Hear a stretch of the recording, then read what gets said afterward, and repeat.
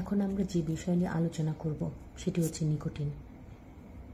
Nicotine দিনের পর দিন ব্যবহার হয়েছে প্রাচীনকালে সাইকোলজিক্যাল বিভিন্ন চিকিৎসার জন্য। যে কোনো মানসিক রোগের চিকিৎসার ওষুধ হিসেবে নিকোটিনের ব্যবহার হয়ে আসছে। নিকোটিন বিভিন্ন রোগের চিকিৎসা করা হতো।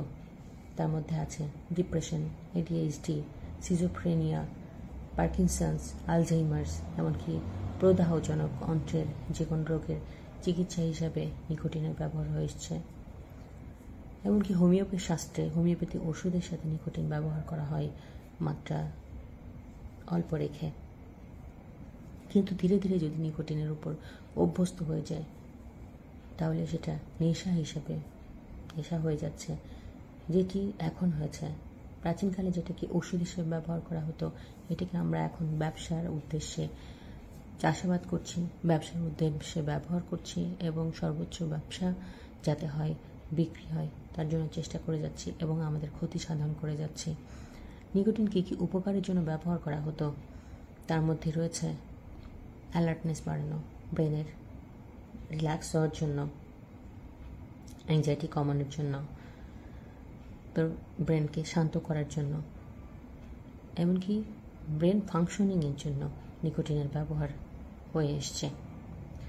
নিকোটিন অল্প পরিমাণে ব্যবহার ব্রেনের জন্য অবশ্যই ভালো, তবে যদি বেশি ব্যবহার করা হয়ে থাকে এবং ওষুধের মধ্যে যদি বেশি ব্যবহার করা থাকে, এখানেও যদি নিয়ন্ত্রণ না থাকে তাহলে একসময় নেশাগ্রস্ত হয়ে যাবে। বিশেষ করে ADHD বাচ্চারা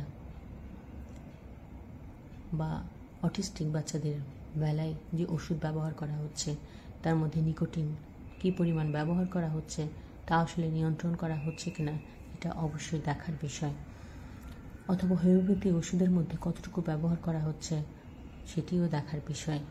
এগুলো আসলেও কারো হাতে নিয়ন্ত্রণ আছে কিনা, নাকি ঠিক প্রাচীনকাল থেকে যেভাবে ব্যবসার উদ্দেশ্যে নিকোটিন এখন এসে পৌঁছেছে, মানুষের হাতে হাতে পৌঁছে দিচ্ছে ব্যবসায়ীরা লাভের উদ্দেশ্যে, ওষুধের মধ্যেও এখনও একইভাবে ব্যবহার হচ্ছে কিনা সেটা অবশ্যই চিন্তার বিষয়।